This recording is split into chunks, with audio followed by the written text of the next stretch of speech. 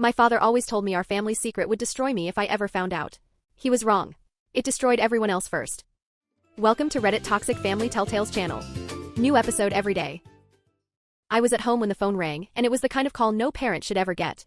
The juvenile detention center told me my son had been beaten so badly his skull was fractured. They said it was over some gang dispute between him and his cellmate. My heart dropped. I knew immediately that didn't make sense. My boy didn't run with gangs and neither did his cellmate. Something was off. I drove like a maniac to the hospital, hands gripping the wheel so tight my knuckles were white. When I got there, doctors told me the words every parent fears, *, prepare for the worst. *, my son was bleeding in his brain. I sat in that waiting room with two thoughts torturing me, *, is he going to live, *, and why are they lying about what happened? When the surgeon finally came out and said my son would survive, I felt this flood of relief. I wanted to fall to my knees and cry. But that joy didn't last long. There was permanent damage. The part of his brain that controls speech had been hit. My son would never be able to tell me he loved me again, or tell me what really happened that night. And then the doctor pulled me aside. His face was grim, voice low. My boy didn't just have head injuries. He had internal injuries too, week-old trauma. The kind you don't get from a fistfight. The next morning I stormed into the detention center. At the front desk was Officer Bryant, the same man who had called me about the so-called fight. He gave me this fake sympathetic look and asked, *, how's Caleb? *. I shot back, he can't talk anymore. Jason really did that much damage. Bryant shrugged. Fights get brutal here. And right there I knew. I knew he was lying. Because Jason's mom had already shown me paperwork, her son had been locked down in solitary since Sunday. He couldn't have touched my boy. I said it out loud and Bryant's whole face changed. He jumped up so fast papers scattered off his desk. She must be mistaken, he stammered. That's when Jason's mom herself walked in, loud and clear, signing the visitation book for her son in lockdown Unit B. Bryant went pale as a ghost. He'd been caught lying red-handed. A second later he dismissed me like I was nothing and waved me out the door. That night, while I sat by my son's hospital bed, an unknown number lit up my phone. I answered and a woman whispered, *, I work at the facility. I heard about your boy. Tuesday nights, certain kids get pulled into the counseling room instead of going to bed. Your son was one of them. *. My hand shook so bad I almost dropped the phone. Because guess what? Caleb's injury happened Tuesday night. The very next day I confronted the warden, Sparks. I laid it all out, Tuesday counseling, my son's injuries, the lies. He slid a file across his desk like that would shut me up. Your son had pre-existing conditions, he said. I grabbed that paper and my stomach turned. The intake form was dated weeks earlier, but I could smell the fresh ink. The signature wasn't mine. They were forging records to cover up abuse. You're hiding sexual assault, I said. My voice was shaking. He leaned back, cold as ice. *, that's a serious accusation. Be careful, Mr. Williams. Defamation of correctional staff is a crime. *. In the parking lot, I wasn't even to my car when a woman approached me. They got your boy too, she said and showed me her phone. Her nephew had the same brain injury 3 months ago. Her sister's boy 6 months back. She'd been tracking cases, 17 boys in 2 years. Every one of them hurt on a Tuesday night. Everyone losing the ability to speak. Same targeted trauma. They're silencing the kids, she whispered. Making sure they can't testify. And then she showed me a message one of the victims had smuggled out. There were cameras hidden inside that counseling room. The warden kept the recordings. I thought, finally, evidence, but when I went to the police I hit a wall. The desk sergeant didn't even let me finish. The guards' names I gave him? All connected to people higher up. Internal affairs, deputy chief, even politicians. The sergeant leaned in and said, *, you file false reports against law enforcement, you'll end up in a cell next to your son. *. I left shaking. They weren't going to help. They were protecting their own. So I called in my own backup, my brother Deshaun and my cousin James. Both had done time. Both knew how the system really worked. They're destroying kids' speech centers so they can't talk, I told them. My son had a contact inside, someone in maintenance. Said the counseling rooms left unlocked on Tuesday nights. Bryant works it alone. 3 nights later, just before midnight, we slipped in through the service door. My heart was pounding in my throat as we crept down that hallway. Through the counseling room window we saw him. Officer Bryant. Pants undone. A boy, barely 14, bent over the table sobbing. Deshaun didn't hesitate. He kicked the door clean off its hinges. The kid collapsed to the floor, shaking. James dropped his jacket over him and scooped him up like he was his own son, whispering, *, you're safe now. *. Bryant fumbled for his radio, but Deshaun knocked it away and shoved a phone in his face, recording everything. I lost it. My fist connected with his jaw before I even realized I'd moved. He went down hard, blood spilling from his nose. Deshaun's voice was cold. *, start talking. About Caleb. About all 17 boys. *. Bryant broke instantly. Sobbing, bleeding, begging. *, it's not just us. The warden sells the videos. Hidden cameras. Judge buys them. State Senator Davies, $50,000 per video. *. My stomach turned. This wasn't just corruption, it was a ring. Deshaun pressed harder. Bryant spilled more. *, if they can't talk, they can't testify. Henderson knew how, targeted trauma to the brain. Then he gave us the jackpot, the location of the recordings. Warden's office safe behind his family picture. Combination 0-7-1-5. Deshaun disappeared down the hall and came back 20 minutes later carrying a hard drive. Hundreds of videos. Evidence. Proof. Meanwhile, Bryant was still on the floor, shaking so bad his teeth chattered, snot and blood mixing as he cried. I yanked him up by his shirt. My fist was aching, but I didn't care. Whatever pain he felt was nothing compared to what they'd done to our kids. Deshaun filmed while I demanded names. Bryant stammered out more, 2 more guards, the Harden brothers. Officers Aaron and Caden. They rotated shifts to cover more nights. And then he told me how they picked the victims. They combed through intake forms, looking for kids from single-parent homes, low-income addresses, families with no lawyer. Easy targets. They thought no one would fight back. I wanted to kill him right there. But then I glanced at the boy we'd saved. He was curled up in the corner, still trembling under James's jacket, too scared to even speak. I crouched down, softened my voice and told him, "You're safe now. No one's ever going to hurt you again." He nodded, wide-eyed, silent. And I swear to God, I promised myself I was going to make sure of it. And that was just the beginning. When Deshaun called me over, I didn't know what to expect. He was hunched over his phone, scrolling through the hard drive we'd just taken. My stomach twisted the second I saw it. Hundreds of video files neatly organized by date, stretching back years. And next to each one? A price tag. Buyer initials. Exactly what Bryant had confessed. SD 50,000. Senator Davies. JH 30,000. The judge. I felt my throat close up. These weren't just files. These were kids being sold like products. Like livestock. And then I saw the timestamp. The Tuesday my son was hurt. The file was there. My hand hovered over it, but I couldn't press play. Not yet. I couldn't bring myself to see it. Meanwhile, Bryant was still crumpled on the floor, sobbing through blood and snot. But reality hit me hard. We didn't have much time. Someone was bound to notice he was missing from his post. Deshaun rummaged through a supply closet and came back with extension cords, while James grabbed duct tape from a maintenance cart. We bound Bryant's hands and ankles, gagged him, and left him right there in the same room where he'd tortured so many boys. He made muffled noises through the tape, but I didn't care. I wasn't listening. James lifted the rescued boy, still wrapped in his jacket. The kid clung to him like a lifeline, burying his face in James' shoulder. Deshaun tucked the hard drive under his arm, pocketed his phone, and gave me a nod. I checked the hall one last time, every nerve in my body on fire. Then we slipped out the service door and into the night. The courtyard was eerily silent, our footsteps echoing against the concrete. We got into the car, James in back with the boy, me at the wheel, Deshaun riding shotgun. My pulse was hammering so hard I thought for sure it would give us away. I forced myself to drive calm and steady, no sudden moves, no panic. Deshaun directed me to Josephine's house, his girlfriend. She was a licensed foster parent and had taken in kids before. 20 minutes later, we pulled into her driveway. She was already standing at the door, waiting. When she saw the boy, she didn't waste a second.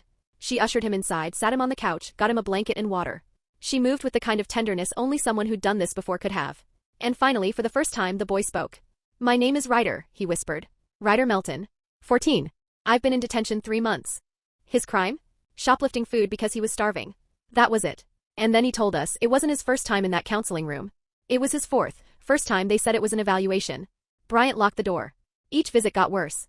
They told him if he ever spoke up, they'd hurt him more. Everyone in his unit knew, but the fear kept them silent. Josephine grabbed her camera and began documenting every injury. Bruises on his arms. Marks on his wrists. She explained everything as she worked, gentle, calm, reassuring. She said she'd seen boys come through before, broken, traumatized, unable to explain what happened. Now it finally made sense. Some had brain injuries like Caleb. Others were too scared to talk. And here was the proof, sitting right in front of us. Ryder started crying again, and Josephine held him while he sobbed into her shoulder. Meanwhile, Deshaun was already copying the hard drive onto multiple laptops. James ran to the store for more USB sticks. Deshaun set up encrypted uploads to cloud accounts under fake emails, insurance in case the worst happened. I sat there, staring at my phone, thinking of my son in that hospital bed. Machines beeping. Nurses checking him every hour. And him lying there silent, because monsters like Bryant had stolen his voice. I scrolled to a number Timothy's aunt had given me and hit dial. My hands shook so bad I almost dropped the phone. She answered on the third ring, and when I told her we had everything, the videos, the confession, she broke down crying. She said she'd waited 2 years for someone to finally believe her about what happened to Timothy.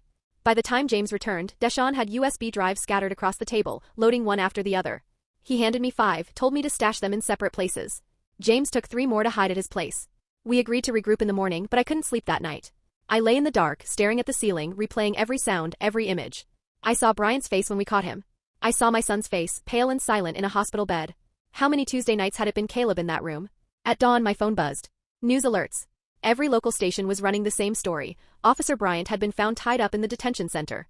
Warden Sparks told reporters it was gang-related, that rival members broke in for revenge. Bryant was painted like some unlucky hero, caught in the middle. Then my phone rang. Unknown number. A woman's voice. Bryant's wife. She said her husband wanted to make a deal. He'd testify against everyone if we didn't press charges. Deshaun, sitting beside me, shook his head, trap. But I said yes. We needed his testimony. An hour later, I walked into a diner downtown. His wife was waiting, slumped in a booth, eyes swollen from crying. She said she hadn't known a thing until he came home bloody the night before. Then she slid her phone across the table. Text messages. Bryant and the other guards casually chatting about Tuesday nights. About which boys they'd take to counseling. Dates, details, all of it. My stomach churned as I read. She told me Bryant confessed about the warden selling videos, about deliberately damaging the boys' speech centers so they couldn't testify, about the judge and senator buying recordings. I told her flat out, if he wanted any chance at leniency, he needed to turn himself in and cooperate with an investigation. She said she'd already told him the same thing. But then she grabbed my arm, eyes wide, and whispered, Asterisk, you're all in danger now.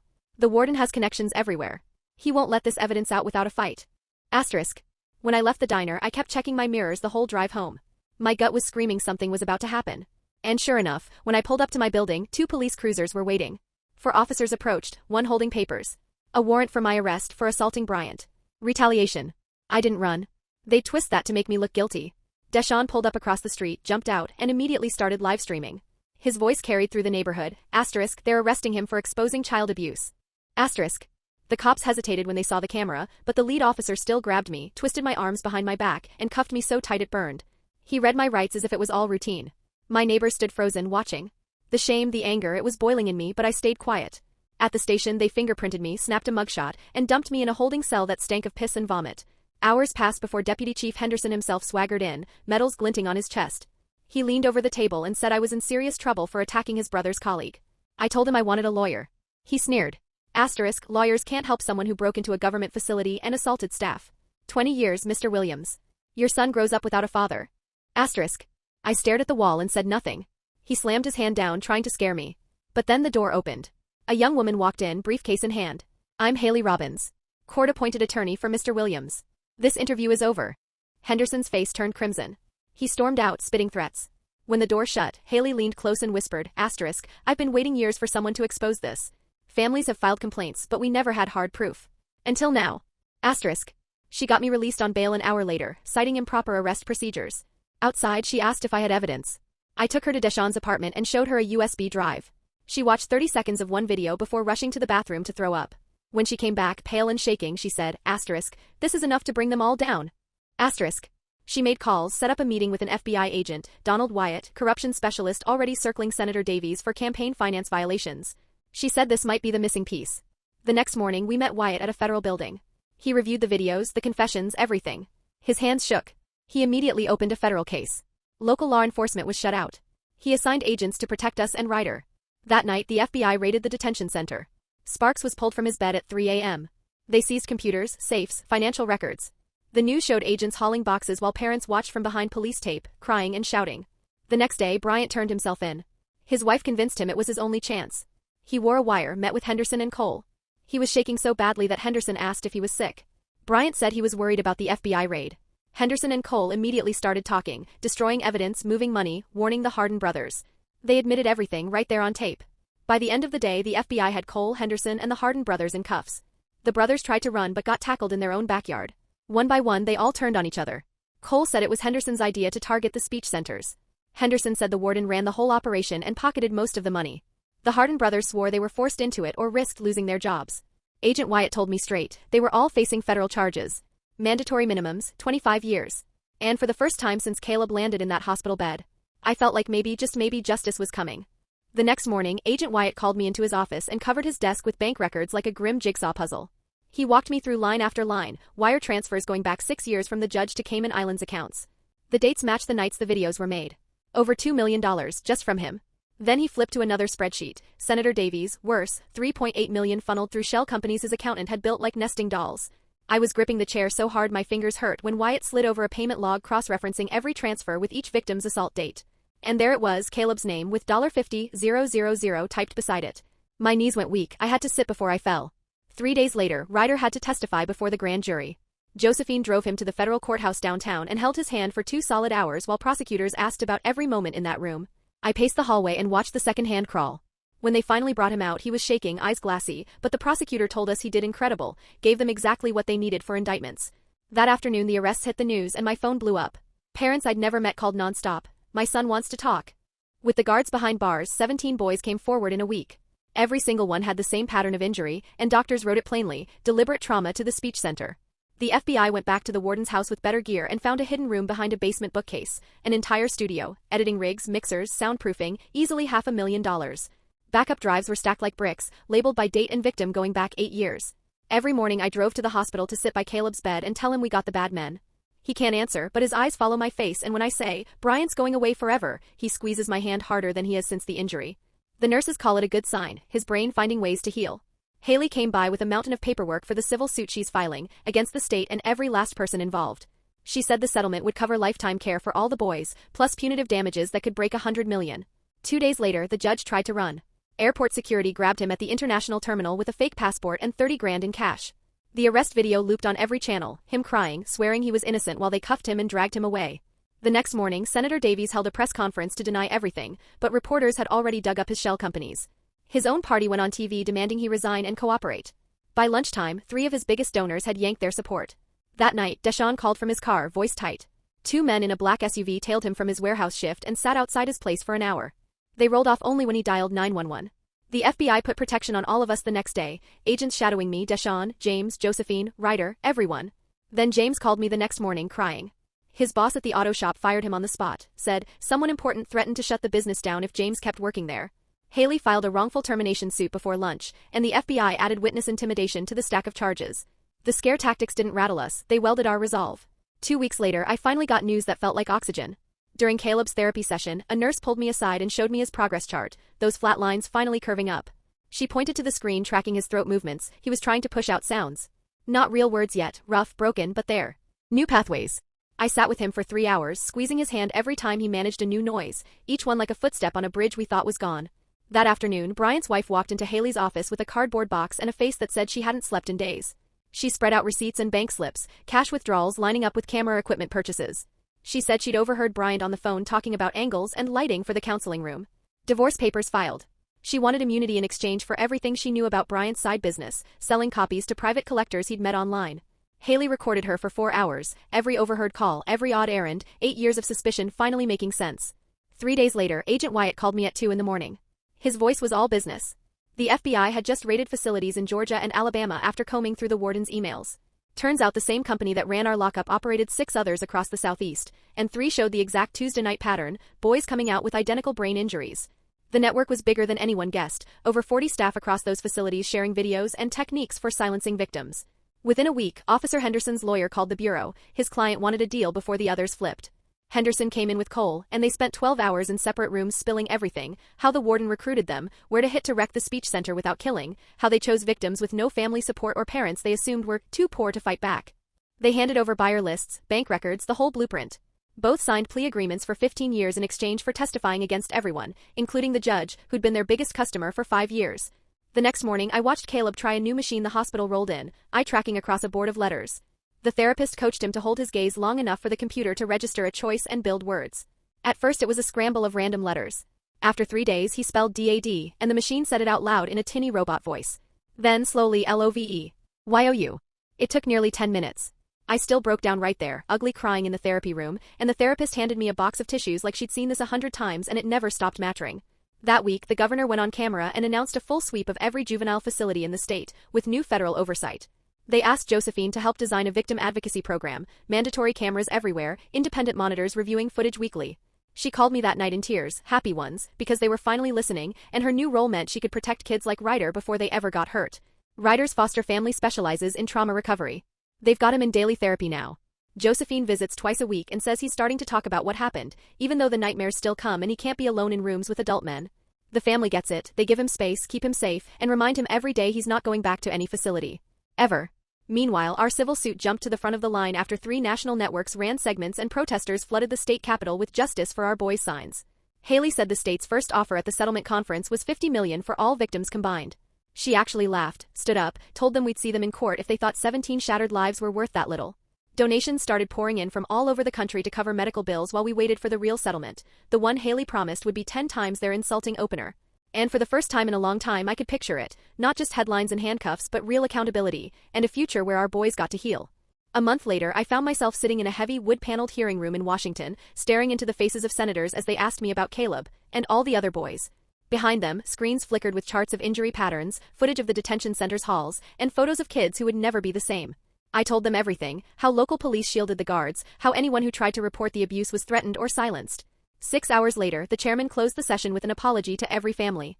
He promised new laws, federal oversight of juvenile facilities, mandatory reporting of suspicious injuries straight to the FBI. For the first time, I believed change was possible. 2 months after his arrest, Bryant stood before a federal judge. Even with his cooperation, the gavel came down hard, 25 years.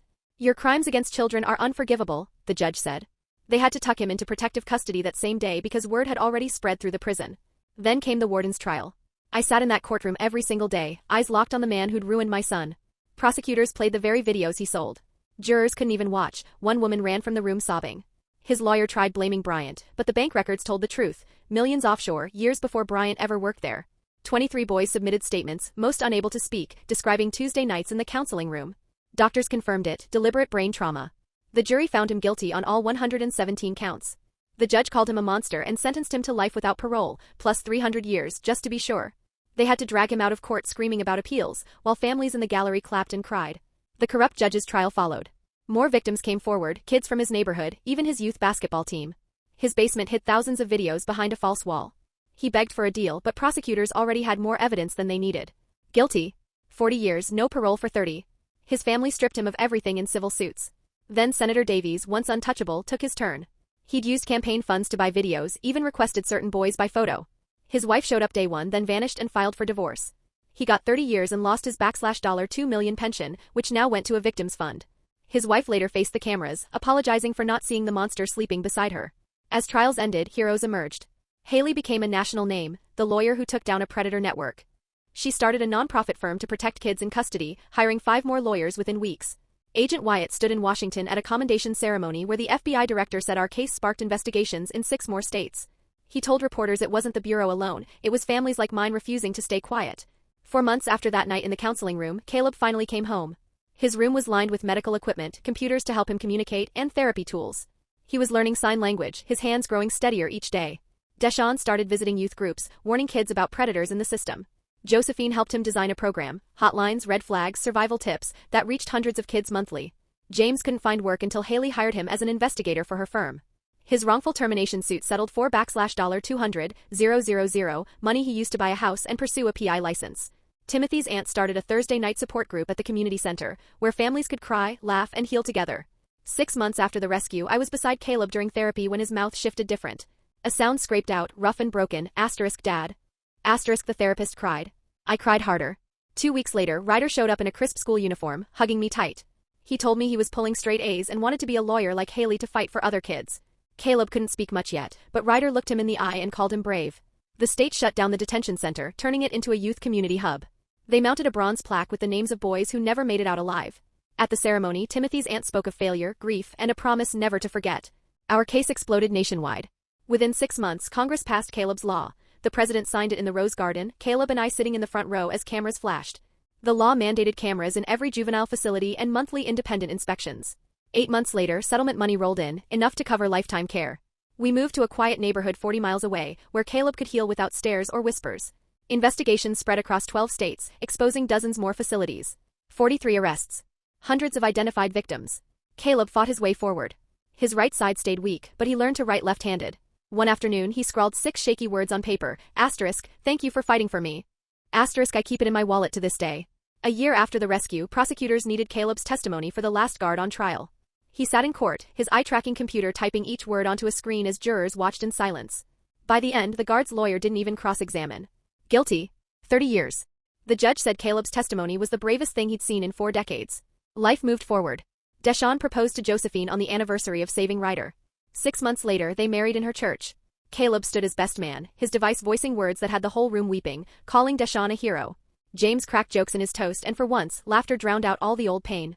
Caleb switched to online school, his essays about disability rights inspiring teachers across the country. He told me he wanted to advocate for kids who couldn't speak for themselves. The support group grew to 50 families, meeting monthly at the old detention center, now filled with food, laughter, and children playing. 3 years later, I walked into Caleb's room to find him rehearsing his graduation speech. His voice was rougher, deeper, but clear. I remember everything that happened, he said, looking at me with steady eyes. And I'm proud of you for not giving up when everyone told you to stop fighting. Asterisk, my eyes blurred. The therapist smiled, said we were almost at the finish line. 2 weeks later, I sat front row in the community center's main hall, now transformed into a stage for online school's graduation. Caleb walked tall across the stage in his cap and gown, cane in hand, honors on his name. As I watched him take his diploma, all I could think about was that night 3 years ago in the counseling room. We hadn't just survived it, we destroyed their system.